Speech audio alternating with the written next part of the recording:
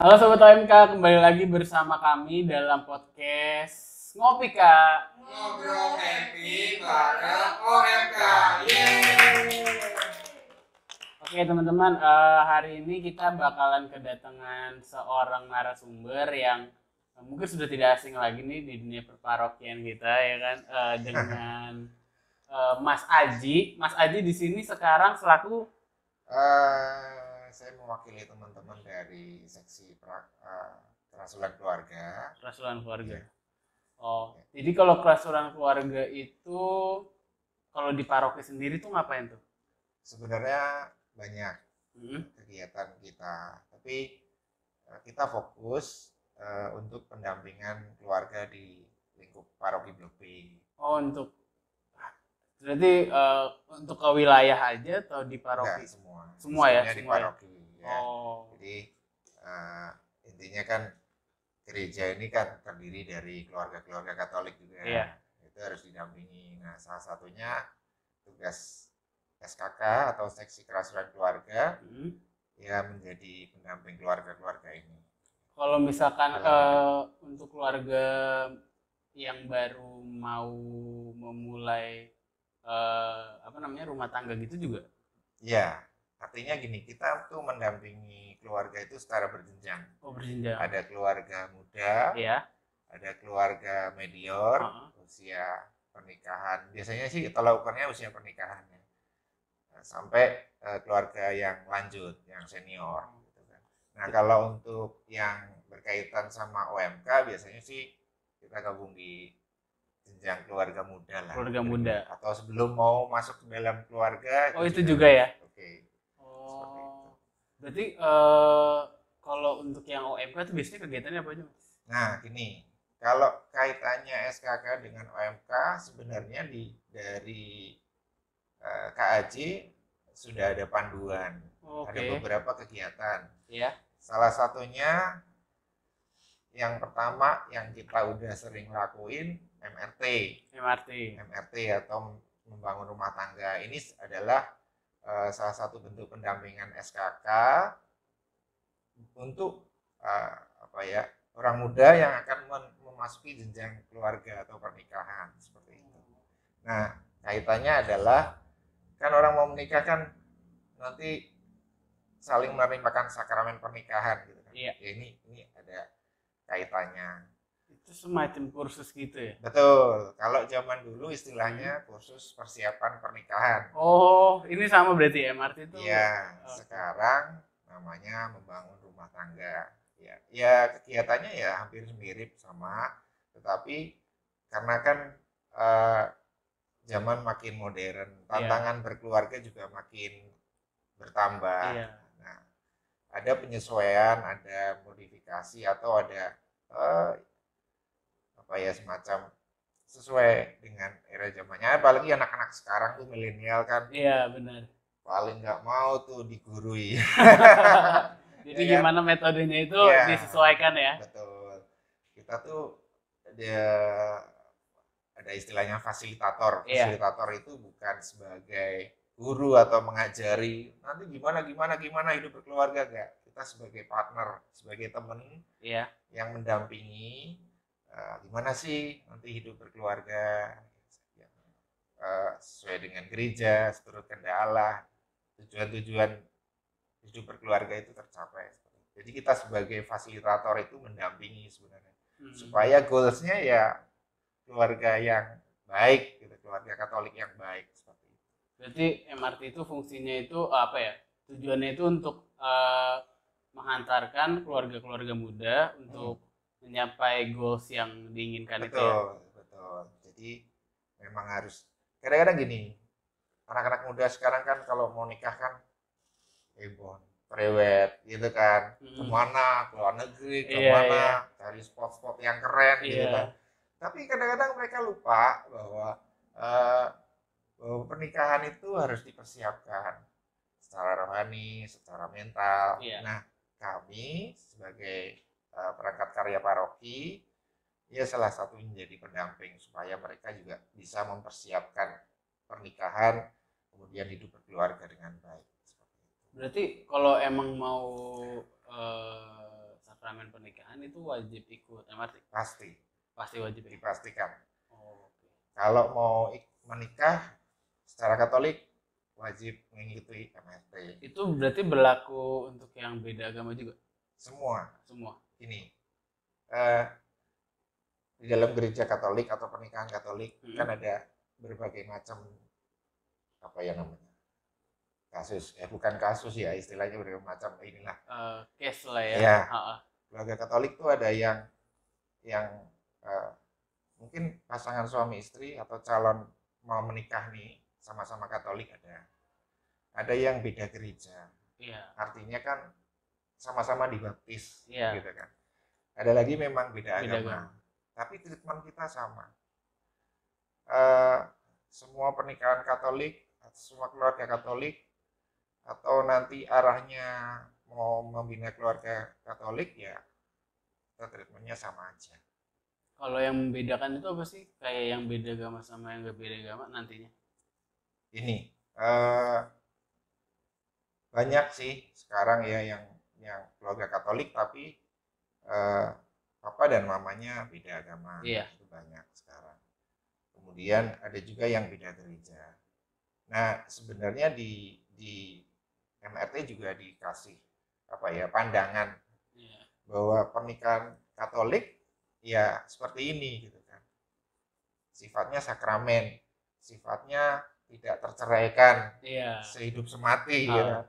Yang bisa memisahkan ya cuma maut istilahnya gitu kan, untuk yang panjang. Nah, kalau misalnya salah satu pasangan tidak beragama Katolik, begitu dia mau menikah secara Katolik, ya memang harus memahami seperti itu. Dikasih pandangan, terus bagaimana juga supaya hidup berkeluarga ini juga baik, saling menguduskan seperti itu. Tapi ya itu tadi terikat dengan sakramental ya, dengan prinsip pernikahan gereja Katolik ya. Betul, kalau menikah itu tidak terceraikan ya, sehidup semati. Iya, betul. Kalau yang dibilang nikah beda agama terus abis itu anaknya itu harus Katolik itu bener nggak?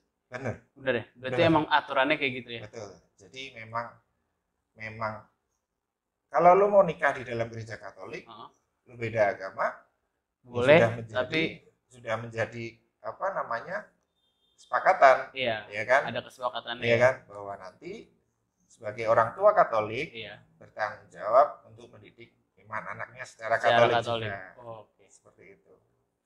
Jadi ya ini buat teman-teman yang belum atau mungkin masih berencana atau kadang-kadang yang usia OMK ini kan usia mencari atau semacam mengevaluasi ini pasangan gue cocok nggak sih, gitu kan. Itu dipikirkan lagi, dibicarakan lagi dengan calon pasangannya itu, apakah sanggup, sejauh mana. Nah, untuk mengetahui kayak gitu, ada satu lagi program namanya Discovery. Discovery ini berarti sebelum MRT? Betul. Jadi ada kaitannya kan. Kita pernah ngadain baru satu kali di Blok B. Lumayan banyak yang ikut. Jadi akan membedakan bahwa Discovery itu kayak gini nih. Lu masih pacaran. Iya kan? Lu pasti akan ngerasain pertanyaan-pertanyaan, sebenarnya cocok nggak sih pasangannya sama gue gitu kan. Nah, di dalam Discovery ini teman-teman diajak untuk mengetahui, membuka diri, harapan-harapan pasangan lu tuh apa sih sebenarnya gitu kan. Lu bener nggak sih mau hidup semati sama gue gitu kan.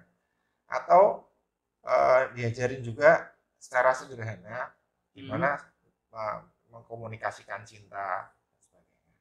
Dan ada lagi yang paling seru nih biasanya sih ngomongin seksualitas yang sehat ya, dalam arti gereja. Itu berarti udah dibahas di Discovery juga ya? Bahas. Jadi ini poinnya adalah ketika lu ikut Discovery dengan pasangan, di situ kita ditantang untuk jujur. Jujurnya bukan ke fasilitator atau promo atau apa, jujur sama pasangannya. Oh, waduh. Iya kan? Kita ngeri sedap. Iya kan? Itu dituntang untuk jujur gitu kan. Nah, semakin terbuka, semakin kita bisa mengukur atau menilai. Contoh gampang, ntar kalau kita mau nikah, gue pengen hidup tetap sama orang tua. Nah, pasangannya mau nggak nih? Iya. Ya kan? Iya. Atau memang ada keluarga tertentu yang memang harus merawat orang tua gitu. Sejauh mana pasangannya bisa menerima? Ya, seperti itu. Nah, kayak gitu tuh diukur pada saat discovery. Gitu. Jadi poinnya adalah kita jadi tahu pasangan kita tuh sanggup nggak menerima keadaan kita, diri kita. Terus kan pasti ada perbedaan ya. Iya benar. Ya kan? Papa mama bekerja sampai malam. Dan gue anak OMK biasa apa-apa sendiri. Iya. Ya kan? Kerjain aktivitas sendiri ini. Tapi gue punya cowok atau cewek punya pasangan yang papa mamanya di rumah gitu kan. Punya usaha atau yang sering ketemu. Itu udah kulturnya yang beda. Kulturnya beda. Begitu kultur beda ini sejauh mana bisa. Nah, kayak gitu sebenarnya sih aplikasi hidup sehari-hari lah. Iya. Dan gimana cara berkomunikasinya. Jadi discovery itu lebih bagaimana pasangan bisa saling membuka diri ya untuk mengetahui keterbatasan masing-masing ya. Iya, mengukur ya. Jadi kita jadi tahu, gue bisa nggak nih hidup yang bakal selamanya di dalam pernikahan Katolik. Nah, kadang-kadang gini, ini ada gimmick juga, ada obrolan. Ada beberapa temen yang aku pengen ikut, tapi gue takut nanti kalau udah discovery ternyata batal. Nah, itu dia. Ngeri-ngeri sedap makanya nih guys. Gini, gue waktu ngadain acara itu sih menghadapi pertanyaan itu. Wajar aja kok. Artinya itu pertanyaan yang sangat-sangat wajar. Tapi gini, mari kita lihat bahwa kita kan memandang ke depan gitu kan. Ya kan? Kita nggak mau misalnya udah oke, udah berusaha jujur, ternyata pada saat udah menikah berjanji di depan altar ternyata nggak cocok, akhirnya berubah. Itu yang dihindari oleh gereja Katolik sebenarnya. Nah, kayak gitu tuh yang jadi kita mengupayakan supaya dari awal, dari sejak pacaran memang kedua pasangan ini udah harus saling mencoba mengukur diri, memutuskan seperti itu. Jadi kalau discovery itu bisa ikut lebih dari sekali ya? Kalau gonta-ganti pacar ya. Bisa aja sih. Atau mungkin kalau nyari pasangan di situ bisa kali. Beda. Kalau ada juga nggak tuh kalau dari KKS? SKK. Terus terang belum ada ya? Aku mau ikut soalnya nyari pasangan. Gini. Mungkin itu ide bagus. Artinya mempertemukan anak muda untuk membangun relasi, kemudian nanti ketemu dengan orang yang cocok sampai nanti bisa hidup berkeluarga. Tapi boleh juga kita. Tapi terus terang kita belum sampai situ ya. Nah, discovery ini adalah lo harus punya pasangan dulu gitu kan. Masih pacaran lah istilahnya. Nah, sudah mulai mikir-mikir, ntar gue cocok nggak ya nikah sama dia, bener nggak ya gitu kan. Kan kadang-kadang tuh ragu gitu kan, apalagi cewek tuh. Gitu. Tapi berarti kalau sampai MRT juga ada yang ini gak sih? Ada yang batal gitu kalau udah MRT? Biasanya ya kasusnya. Nggak banyak sih. Nggak banyak biasanya ya? kalau udah MRT itu udah sepakat. Udah pasti hayu gitu ya. udah dilamar. Iya, udah dilamar. Jadi kan seperti itu. Iya. Jadi discovery dulu, mutusin yuk kita naik ke jenjang pernikahan, baru MRT. Kalau kursus persiapan pernikahan tuh kalau nggak salah ada masa berlakunya sampai pernikahan deh. Kalau MRT itu sama nggak? Ada ya? Kalau MRT itu prioritasnya adalah untuk yang akan menikah dalam waktu 6 bulan atau 1 tahun. Supaya nggak terlalu lama juga. Iya. kan gini rangkaiannya, mungkin teman-teman OMK perlu tahu. Kalau kita mau menikah di gereja Katolik, ada tahap-tahap rangkaian yang mesti dijalani. Satu, MRT. Iya. Ya kan? Kedua, pasti ada namanya kanonik. Iya, kanonik itu kan perjumpaan dengan Romo. Iya, benar. Nah, itu yang cukup apa ya? Mungkin teman-teman yang memang harus menjalani seperti itu. Dari situ Romo juga memberi apa? Arahan atau memberi nasihat atau bagaimana terkait dengan pasangan ini ke depannya. Baru nanti ujungnya sakramen pernikahan. Jadi rangkaiannya 3 itu. Iya. Nah, kita di SKK terlibat untuk mendampingi calon-calon pasutri ini untuk masuk ke. Berarti kalau ME itu juga di bawahnya Mas? Ini ME itu adalah, nah ini ME itu adalah kelompok kategorial. Oke. Marriage Encounter namanya kan. Jadi gini, ME itu adalah kelompok kategorial yang ada di dalam paroki ini. Iya.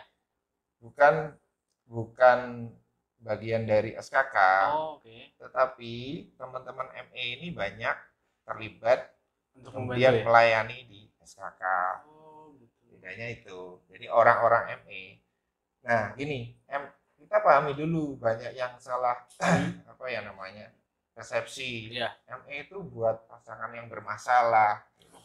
Buat yang ini dan itu dan sebagainya. Kita luruskan dulu. Ya tadi. Balik tadi. Sifat gereja pernikahan Katolik itu tidak terceraikan. Iya. Kita boleh lantang ya ngomongin kalau teman-teman di saat pernikahan tuh mengucapkan janji pernikahan tuh apa namanya? Apa yang sudah dipersatukan Allah tidak boleh diceraikan oleh manusia. Lantang banget tuh. Tapi di hari-hari harus dirawat relasinya, gitu kan?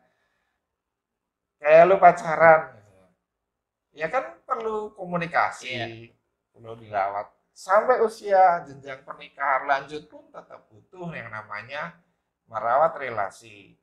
Nah, konteksnya kalau di ME adalah suami istri. Iya, benar. Iya kan? Nah, itu harus dirawat terus supaya langgeng sampai kakek nenek, sampai tadi yang kita ucapkan dengan sangat heroik, ya kan? Apa yang sudah disatukan Allah, dengan manusia itu harus dirawat. Dengan cara-cara seperti apa? Ya, salah satunya adalah masuk dalam kelompok kategorial Marriage Encounter. Oke. Ya, di sana ini kan sebenarnya konsepnya adalah pasutri membantu pasutri. Iya. Ya kan? Oke, berarti saling sharing lah ibaratnya. Sharing, terus saling menjaga, seperti itu. Jadi di situ juga diajarin lagi bagaimana berkomunikasi yang baik, yang saling, jadi kayak apa ya, relasi itu terus tumbuh. Kayak mobil, misalnya kan, lu bayangin gampang aja lah mobil gitu kan. Mobil ini adalah kendaraan kita untuk menuju ke hidup yang bahagia, yang kudus gitu kan. Kalau kendaraan ini nggak pernah masuk bengkel, suruh jalan terus, ya kan? Nggak pernah diisi tangki. Ada tangki namanya tangki cinta. Itu nggak pernah diisi. Kosong dong. Mogok, relasinya nggak jalan. Paling parah kecelakaan. Nah, seperti itu. Itu yang nggak mau. Jadi kaitannya SKK dengan ME adalah ME mendampingi pasutri. Oke. Kalau SKK mendampingi keluarga. Jadi keluarga secara utuh ya. Betul. Di dalam keluarga ada pasutri, ada anak-anak, ada OMK, iya kan, seperti itu. Berarti kalau ME sendiri itu berarti harus diperhatikan nih teman-teman, kan banyak kesalahan juga nih ME katanya untuk pasangan bermasalah. Nggak juga. Kalau semuanya bermasalah, nanti siapa yang saling menguatkan semuanya bermasalah. Artinya gitu gini, ya. Artinya ya itu tadi konteksnya adalah perawatan relasi suami istri. Kalau balik lagi ke MRT nih, Mas, kalau MRT itu apa aja sih yang ada di dalamnya? Kayak apa ya, mungkin Mas bisa jelasin sedikit materinya sih, kayak apa aja poin-poinnya gitu. Ini Yang mungkin yang paling penting aja kali, kan pasti banyak banget tuh. Ada berapa sesi dia? Gini. MRT kan singkatan dari membangun rumah tangga. Iya. Kita selalu pakai pengandaian tentang membangun rumah. Rumah ya. Nah, calon suami, calon istri, calon pasangan menikah. Intinya adalah diajak untuk menjadi tim pembangun yang solid, yang utuh. Iya. Ya kan? Lu bayangin, lu bangun rumah, pasti akan planning. Ya kan? Mau punya anak berapa, mau hidup di mana, ya kan? Terus mau kayak membangun rumah, lu butuh kamar berapa, mau kamar mandi di mana, gue pengen dapurnya gede karena gue senang masak, terus gue pengen rumah yang secara fisik nyaman ditinggali, butuh cinta dong, butuh cinta kasih sayang dong, kira-kira seperti itu. Nah, calon pasangan menikah ini sejak MRT memang diajak untuk menjadi, yuk kita tuh tim yang solid nih buat membangun rumah, bikin rumah yang nyaman yuk, gitu kan, yang penuh cinta kasih seperti itu, yang awet, ya kan, yang pondasinya kokoh. Kalau lu bangun rumah di atas pasir gimana? Iya. Ya, pondasinya apa nih? Ya Tuhan Yesus sendiri kan, kira-kira seperti itu. Nah, di dalam materi MRT ada 12 topik. Oh, ada 12 topik. 12 topik, itu topik mendasar sebenarnya, itu tadi yang menjaga kita tuh kayak dibentuk jadi merencanakan, dan kita adalah tim yang solid. Nah, ada 12 topik. Salah satunya paling pertama kali itu pengenalan diri. Siapakah diri aku? Pribadi. Iya. Oh gitu. Iya. Kalau aku udah mengenal diriku, ya kan, siapa aku, nah, baru mengenal pasangan. Oke. Nah, itu diajarin caranya. Yang kedua, udah kenal nih, kan harus komunikasi dong. Iya. Ya. Terus berarti membangun komunikasinya gimana? Betul. Belajar membangun komunikasi. Ada yang namanya bidik. Bidik itu bicara, dengarkan, selidiki. Apa sih maunya lo? Gitu. Mendengarkan pasangan itu juga butuh latihan gitu. Sampai gue sekarang usia pernikahan 14 tahun juga tetap masih belajar. Pasangan gue maunya apa sih sebenarnya gitu kan? Itu namanya selidikin. Ketiga, kita paham cinta. Apa sih cinta itu? Kemudian ada sesi Romo juga, topik yang dibawakan oleh Romo Paroki, misalnya Romo Heri biasanya yang paling sering kita ajak untuk ini. Itu lebih ke mana tuh kalau Romo? Romo tentang pernikahan sakramental. Oke. Berarti nanti dijelasin tuh semuanya. Betul, kita harus paham aturan-aturan gereja gitu kali ya. Betul. Ya tadi pertanyaan lu yang soal beda agama. Iya. Terus gimana? Iya. Nah, di situ Romo akan memberikan pencerahan atau memberikan pandangan tentang apa sih esensi pernikahan Katolik.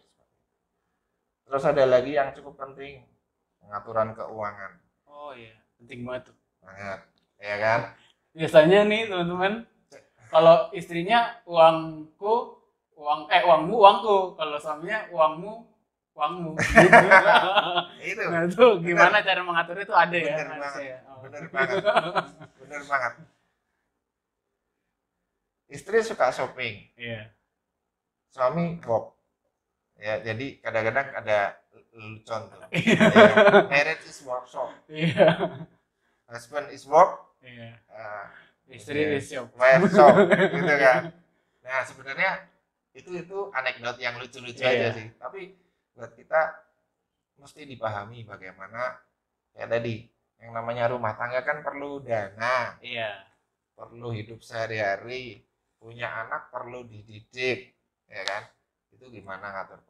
Kadang-kadang perbedaan cara pandang tentang keuangan antara pria dan wanita itu juga bisa membuat mereka tidak ini gitu. Dan memang harus hati-hati. Nah, di situ pentingnya mengelola keuangan. Satu lagi, nah ini yang paling seru biasanya. Ini peserta selalu bangun. Apa tuh? Ngomongin pengaturan kelahiran. Temanya agak nyerempet-nyerempet. Seru tuh biasanya. Dan banyak yang tanya biasanya kayak gitu kan. Sebenarnya topik pengaturan kelahiran ini adalah bagaimana gereja Katolik memberikan pandangan bagaimana kita merencanakan. Salah satu tujuan pernikahan di gereja Katolik adalah kehadiran seorang anak, ya kan? Nah, ini harus diatur. Bagaimana cara ngaturnya?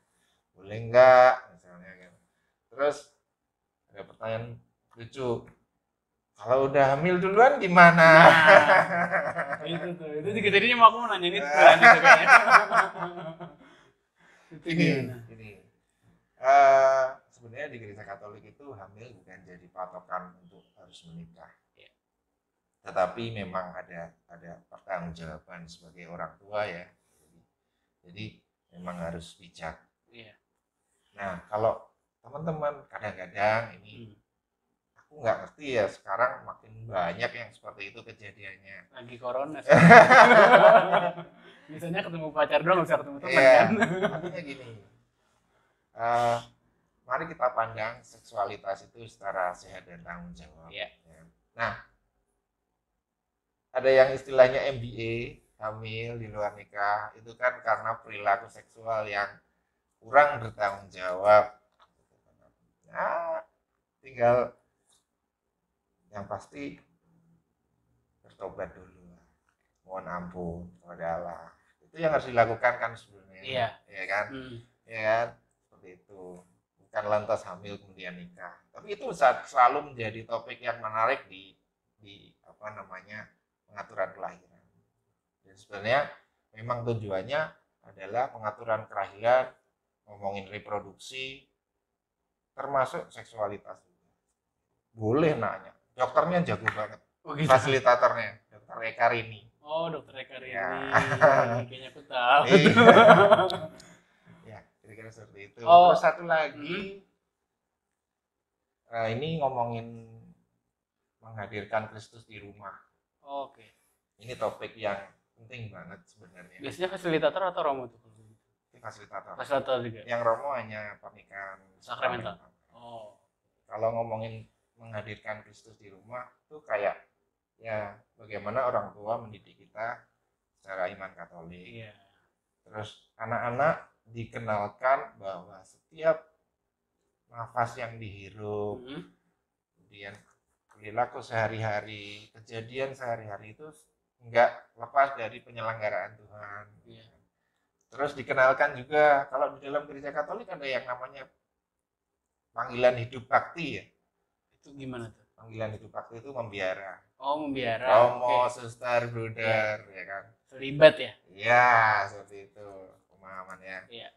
Jadi anak-anak juga sudah mulai dikenalkan. Dan sebagai orang tua memang wajib mengenalkan itu bahwa kalau lu hidup sebagai orang Katolik ada dua pilihan. Lu mau ikut panggilan hidup bakti atau panggilan hidup berkeluarga. Iya. Sama-sama baik, sama-sama positif. Dan satu lagi tema terakhir itu kita di dalam misi kita diajak itu selalu menjaga, merawat kasih sayang dalam keluarga, dalam suami istri supaya itu ke depan langgeng terus sampai lama-lamanya lah. Iya. Nah, aku mau nanya nih, kalau misalkan pasangan berkeluarga Katolik itu kan ada sebenarnya meskipun hidup semati ada yang bilang kita ada bukan perceraian ya, kita dibilangnya pembatalan pernikahan ya. Betul. Itu kalau gitu tuh gimana sih Mas? Maksudnya aku juga rada bingung. Siapa tahu kan buat teman-teman OMK ini mungkin kayak sesuatu yang enggak tapi pasti jadi pertanyaan juga tapi sih. Mungkin gini, gua ngalaminnya. Artinya gini, ada teman-teman OMK yang orang tuanya mengalami seperti itu. Iya benar. Ya kan, ini sharing aja. Jadi gini, di dalam gereja Katolik itu tidak ada perceraian. Iya. Yang ada istilah pembatalan. Nah, sebenarnya ini sesuatu yang berat, tapi memang real terjadi. Nah, kayak gitu prosesnya juga nggak mudah ya, nggak lama. Banyak pasangan suami istri yang mungkin karena tidak cocok, itu tadi balik ke discovery, ke MRT ya kan. Ternyata setelah gue menikah udah punya anak, ketemu tuh yang namanya nggak cocok, atau harapannya berubah, ya kan.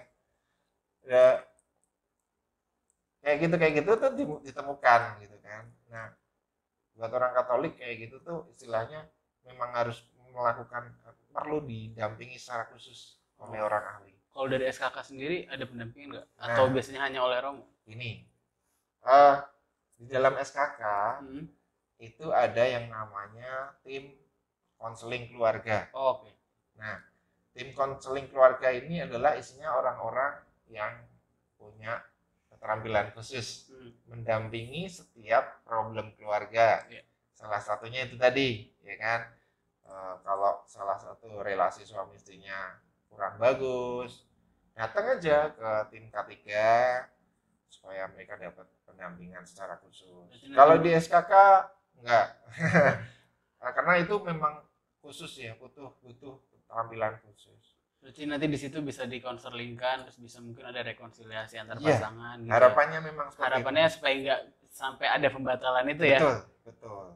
Karena kalau udah masuk pembatalan tuh ribet deh pokoknya. Dan pasti ada ininya juga ya pasti. Dampaknya. Sama siapa? Paling kena tuh anak.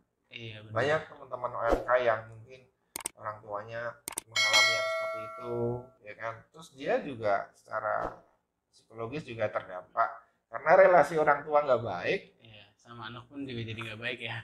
Ya, seperti itu kira-kira Yohan. Nah, berarti cuman kalau misalkan pasangannya meninggal gimana? Nikah lagi boleh. Oh gitu. Sedih mati ya. Ya. Kalau pasangannya meninggal biasanya sih kalau yang sering tuh aku pernah dengar tuh namanya. Kalau mama-mama, ibu-ibu biasanya mereka kuat ya, tough gitu ya. Untuk jadi single mother gitu kan.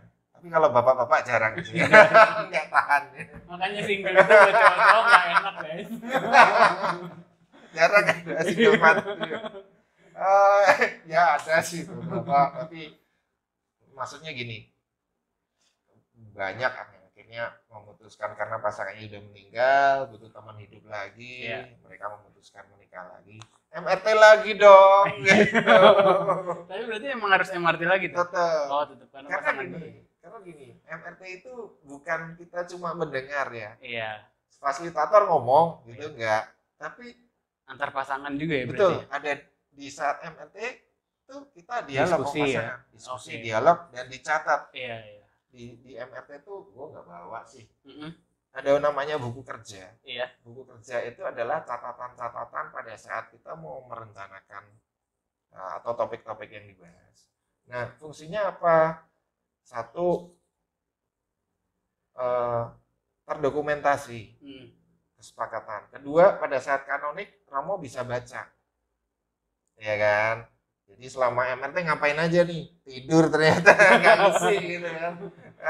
Atau main HP gitu kan. Itu sering gitu kan.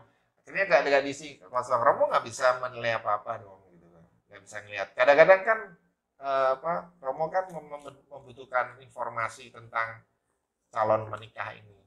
Nah, itu diisi sebaik mungkin. Tujuannya adalah gini. Kalau umur pernikahan 10 tahun, 20 tahun, 30 tahun, kan ada dokumentasi itu. Ternyata kita dulu pernah ngobrolin yang baik-baik ya, gitu. Mungkin kalau menemukan masalah juga bisa dilihat lagi tuh ya. Betul. Kan pasti materinya udah pernah disampaikan ya. Jadi fungsinya MRT itu ya. Betul. Terus kalau misalkan nih, tadi kan kita ngomongin soal pembatalan pernikahan tuh. Itu kalau misalkan aku tahu sih kalau pembuatan pernikahan itu nanti dari proses itu selesai nanti akan ada apa ya ibaratnya masa bukan hukuman ya cuman nanti pasangan yang sudah bercerai harus bagaimana lalu abis itu nanti boleh menikah lagi setelah beberapa tahun yang ditentukan oleh gereja kan ya kayak begitu ya. Iya mestinya. Itu kalau kayak gitu MRT juga menangani nggak? Maksudnya menerima lagi nggak nih? Misalkan udah pernah menikah gitu, terus mau ikut MRT lagi, boleh nggak sih, Mas? Kalau kayak gitu. Prinsipnya gini, saat pernikahan Katolik kan kedua-duanya harus liber, status bebas. Iya. Ya kan? Oh iya. Kalau masih dalam masa anulasi. Oh iya anulasi. Iya kan? Itu dia.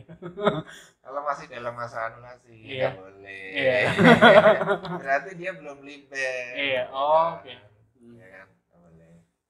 Berarti syarat-syaratnya salah satunya itu ya? Harus dalam keadaan liber. Menikah di gereja Katolik harus dalam keadaan liber. Liber itu tidak terikat dengan pasangan manapun.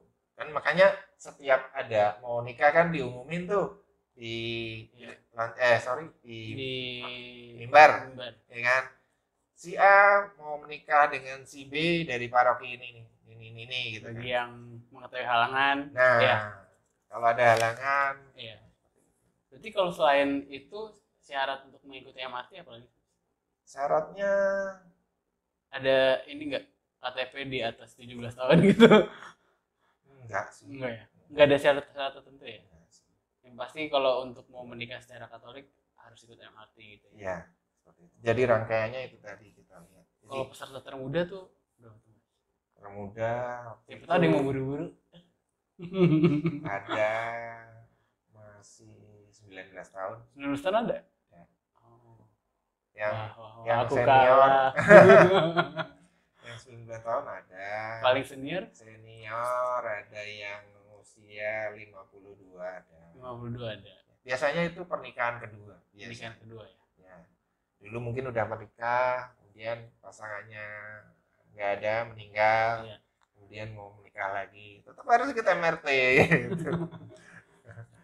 Berarti kalau MRT sendiri itu sama rekap tuh apa ada hubungannya ya? Ini rekap itu, nah ini terus terang kita masih mempelajari, ya kan, cocok nggak? Ini kaitannya sama OMK sebenarnya. Jadi kalau misalnya nanti kita mau ngadain, kita pasti kerja sama OMK. Rekap itu singkatan dari Remaja Katolik Bermartabat. Sasarannya adalah anak-anak OMK yang usia 15, 13. Oh, oke. Itu nanti akan kemana adanya? Diajak untuk sebenarnya kayak tadi pengenalan diri. Oke. Ya kan? Ya, kan masa-masa usia 13, 15, 16 itu kan masa-masa gue tuh kayak apa sih gitu kan. Iya, benar. Nah, di dalam rekap teman-teman OMK itu diajak untuk menggali kemampuan gue apa sih, gue tuh kayak orang kayak apa. Terus udah mulai kayak semacam ya planning sederhana lah, gue mau kemana nanti kalau udah tumbuh dewasa. Tapi poinnya adalah intinya pengenalan diri. Makanya kan diajak supaya mereka tumbuh jadi orang-orang yang bermartabat, yang dewasa. Berarti nanti dari rekap sendiri itu akan ditemukan gimana sih diri kita gitu. Nanti kalau misalkan kita bisa mengenal diri kita, gimana sih pasangan yang cocok buat kita gitu. Nah, arahnya memang kira-kira gitu. Terus nanti dari situ dibawa ke Discovery ya kan, terus nanti baru ke MRT ya. Seperti itu. Tapi kan ada juga misalnya ada yang tertarik dengan itu tadi, gue pengen jadi Romo. Wah, iya, bisa juga kayak gitu ya. Dari situ tumbuh keinginan untuk hidup selibat. Ya, hidup panggilan. Ya kan. Ada juga yang seperti itu. Terus terang kita lagi pelajari. Nah, mungkin ini poin yang pas kebetulan sama OMK, ya mungkin kita bisa kerja sama. Iya, mungkin nanti kita bisa buat itu guys. Ya, caranya dan pasti topik dan ininya sangat sesuai dengan anak-anak zaman sekarang lah.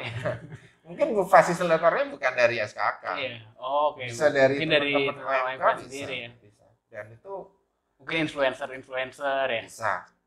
Kalau teman-teman SKK udah banyak yang senior. Nggak masuk. Maksudnya bahasannya udah beda ya? Bener banget. Nah terus kalau misalkan di masa pandemi gini kan apa ya, aku ya ini cukup miris sih sebenarnya, cuman aku dengar banyak yang MBA gitu kan Mas ya. Nah itu untuk MRT-nya sendiri gimana ya, mungkin kayak nggak tahu nih pasangannya terus tiba-tiba mengalami kasus itu gitu kan. Terus apakah langsung harus buru-buru ikut MRT, kalau MRT-nya lagi nggak ada gimana gitu, atau langsung dengan Romo? Ini tadi mungkin aku kalau boleh sarankan. Boleh sarankan jangan ya. Ya kalau bisa sih jangan. Balik lagi, MBA itu kan kaitannya sama perilaku seksual yang kurang bertanggung jawab. Iya. Ya kan. Kalau lo ngomongin pahitnya dosa lah. Iya. Ya sebagai orang Katolik, ya kan. Yang dilakukan apa? Ya mau nampun ya kepada Tuhan. Datang Romo, sakramen tobat, ya kan. Proses-proses seperti itu dijalani. Nah, dari perjumpaan dengan Romo kan ada kejujuran, ya. Ada situasi seperti ini Romo, minta pendapat, minta saran. Nanti Romo yang akan mengarahkan kemana. Oh gitu. Ya. Tapi bisa jadi tetap harus MRT dulu. Tetaplah. Tetaplah. Jadi gini. Nggak ada ini ya. Gini, gampangnya gini Johan. Lo MBA, mau nikah nggak? Kalau nggak nikah ya nggak usah MRT. Oh gitu ya. Kan ada misalnya gini, ada tapi tidak banyak. Iya. Kan? Beberapa kasus gitu. Akhirnya si anak ini memutuskan tidak menikah. Mungkin karena tidak cocok atau gimana sebenarnya ya. Betul. Jadi akhirnya dia ya merawat anaknya dengan, ya kebetulan biasanya perempuan ya kayak gitu ya. Anaknya ditumbuhkan, dididik dengan baik secara Katolik, boleh baptis, kita layani juga. Biasanya kita juga ada pelayanan rekoleksi orang tua calon baptis balita. Boleh, nggak ada bapaknya. Oh gitu juga ada. Tapi itu kasus banget ya. Iya. Tapi ini kita sebagai gereja punya empati, punya rasa tanggung jawab juga lah. Bila rasa bahwa anak ini yang lahir dengan cara yang di luar ini, di luar kebiasaan atau di luar ini MBA gitu kan, dia tetap boleh berhak tetap menerima iman Katolik. Betul, tumbuh secara Katolik secara sehat. Iya. Orang tuanya mungkin juga gini, ketika dia melahirkan bayi, mungkin juga itu panggilan juga. Justru bisa jadi sebuah jalan atau arah pertobatan. Iya. Jadi ini ya buat teman-teman mungkin yang ya moga-moga sih nggak ada dari teman-teman yang nonton ya. Janganlah. Karena jangan. Ya sebenarnya MBA itu lebih ke gimana cara teman-teman mengatasi untuk diri sendiri dulu, gimana teman-teman mau bertobat untuk mendekatkan diri pada Allah. Nanti pada akhirnya teman-teman juga harus ngecek nih sama pasangannya gimana, kira-kira bisa dilanjutkan atau enggak gitu ya. Jika memang bisa dilanjutkan, berarti nanti bisa mengikuti MRT dan langkah-langkah selanjutnya ya untuk menikah. Jangan lupa ngobrol dengan Romo. Dari situ nanti ada saran atau bagaimana baiknya. Oke. Kalau untuk online sendiri nih, kan tadi kita sempat ngomongin lagi COVID kan. Kalau untuk online sendiri tuh ada nggak sih MRT? Karena kan pasti ada kebutuhan untuk mau menikah di masa-masa pandemi ini. Ada juga. Besok tanggal 22 Agustus ini kita ngadain MRT online. Tapi atas saran Romo dan juga kesepakatan dari Komisi Keluarga se-KAJ, kita hanya melayani yang paroki Blok B aja. Oh gitu. Nah, kalau pasangannya dari luar boleh, tetap boleh ya, pokoknya salah satunya harus ya, blok B. Karena ya diutamakan gini, masa pandemi ini sebenarnya gereja mengajak umat untuk lebih peduli dan sadar bahwa ternyata gue tuh umat paroki blok B, gitu kan. Nah, itu salah satu cara bahwa kalau lu mau menikah di paroki blok B ya udah kita layani seperti itu. Nah, kalau soal online itu cuma metode aja. Oke. Ya. Tadinya kan kalau nggak pandemi kita tetap muka nih 2 hari, ya kan, di aula biasanya.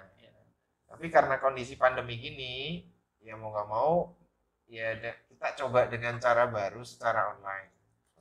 Kalau untuk pendaftarannya udah, apa gimana? Karena minggu depan udah mulai ya kita udah tutup. Tapi gini. Kita concern dengan umat paroki blok B yang mau menikah, ya kan? Ngobrol aja sama saya atau di Mas Angga, Mas ada MTD lagi apa? Nanti ya teman-teman untuk mungkin ada yang mempunyai kebutuhan, umat blok B yang mempunyai kebutuhan untuk mau menikah, MRT mengadakan kursus secara online juga. Nanti bisa di bawah sini ya, nanti bisa hubungin nomornya Mas Aji ya nanti ya. Boleh. Atau bisa juga dengan sekretariat ya, gitu ya. Bisa langsung Mas Angga atau Mas Krisna bisa. Itu malah lebih lengkap mereka. Oke. Berarti kalau MRT sendiri tuh setiap tahunnya ada berapa sih? Kalau biasanya kita bulan Juli sama Desember. Oke, berarti 6 bulan ya itu ya? Sesuai masa berlaku juga betul, ya? Betul. Betul. Kita adain 2 kali MRT, Juli dan Desember. Tapi tahun ini rencananya adalah Juli dan Oktober. November kita ajukan. Maju berarti ya. Terus kan aktivitas paroki belum ada kepastian nih, nggak boleh buka. Udah kita adain online. Tapi online pun juga nggak bisa cepat karena mesti belajar lagi. Belajar lagi kan. Berarti ini dari peserta yang bulan Juli ya? Iya. Mereka biasanya udah daftar. Kita sebenarnya udah buka dari bulan Mei Juni. Ya, Mei Juni kita udah buka. Datang aja ke sekretariat nanya bisa untuk MRT-nya kapan. Gitu. Nah, terus terang di paroki blok B ini baru uji coba sekaligus pertama kali online. Ya, mudah-mudahan lancar lah. Nah, untuk Mas sendiri kan sebagai SKK ya. Berhubungan dengan keluarga dan OMK nih. Om Mas ada saran gak sih untuk teman-teman OMK mungkin kayak masukan atau mungkin pesan gitu sebagai anak muda yang berdiri di dalam satu keluarga gitu. Teman-teman OMK ini kan masa belajar ya sebenarnya ya. Banyak mengamati, banyak belajar membangun relasi dengan siapa, relasi dengan orang tua, ya kan, relasi dengan teman-teman, sahabat, termasuk lawan jenis, ya kan, ya banyak belajar aja, membuka diri, terus kalau ada kegiatan yang berkaitan OMK ikut join. Ya. Guys, itu menarik. Harus join, penting, ya kan. Nonton, simak podcast ngopi kan. Ya. Itu. Nah, aku sih malah justru menyarankan kalau udah MK ya itu tadi belajar, bangun relasi yang baik dengan orang tua. Ya kan, membangun kepercayaan kan pengen ya anak-anak MK ya dipercaya sama papa mamanya kan ya. Itu harapannya sebenarnya papa mama juga pengen ngasih kepercayaan ke anak-anaknya seperti itu. Sama juga kita kalau pengen dipercaya ya harus belajar mengamati dan bangun komunikasi ya. Betul. Teman-teman, mumpung lagi masanya di rumah aja ya kan, teman-teman juga kuliah masih online, SMA juga belajarnya masih online sama Mbah Google ya kan. Jadi ini kesempatan buat teman-teman bisa membangun relasi yang baik sama papa mamanya, papi maminya, mak bapaknya ya kan, supaya nanti teman-teman bisa saling mengerti dan memahami juga gitu, biar kedepannya juga terbangun relasi yang baik ya. Betul. Nah terus teman-teman, berhubung waktunya sudah cukup lama nih, kita akan menyudahi saja podcast ini. Jangan lupa nih teman-teman, mungkin Mas aja ada yang mau di follow Instagram Mas? Aku gak punya. Oh, siapa tahu kan ada. Kalau mau. Kalau SKK ada? SKK pernah bikin tapi belum ada orang yang ngelola ya. Gitu. Oh gitu. Ya. Belum ada yang ngelola. Jadi ya mudah-mudahan sih. Tapi teman-teman bisa nggak? Bisa diajak untuk mengelola. Bisa. Nanti kita ngobrol-ngobrol aja soal itu. Jadi kalau konten sih banyak gitu. Cuma untuk maintenance nih agak sulit ya. Gini. Pokoknya IG itu nggak mudah banget deh. Mesti kerja sama sama nggak bisa. Mungkin kita akan bekerja sama nih sama SKK. Gitu. Artinya banyak sebenarnya di paroki ini perangkat-perangkat karya atau bagian-bagian atau kelompok material yang bisa bekerja sama. Iya. Dan jangan lupa lagi buat like, share dan subscribe si Ngopika ini ya di YouTube-nya. Ini bener kan namanya Ngopika, bener ya? Takut salah podcast guys. Jangan lupa like, comment dan share. Like, comment, share, subscribe, apapun itulah, tekan loncengnya karena semuanya itu gratis. Kalau bayar itu MRT bayar berapa? Belum tuh kayaknya. Masih mau lanjut ya? Gak apa-apa sekalian. Ini sekalian promosi kan. Biasanya biaya MRT itu 450.000. 450.000. Cuman itu udah dari 1 hari dengan 12 materi ya. Ya, dan pengalaman seumur hidup. Iya kan? Ya. Terus jangan lupa juga follow IG-nya OMK Blok B. Terus abis itu kita punya Spotify, jangan lupa di follow biar kalau misalkan nanti Spotify-nya muncul tuh biar kalau muncul nanti ada notifnya, jadi teman-teman bisa langsung dengerin. Soalnya seru-seru banget obrolan kita. Ada yang menggelitik, ada yang nyindir, ya kan namanya anak OMK gitu. Oke, sekian dari kita. Kita berjumpa lagi dengan Ngopika.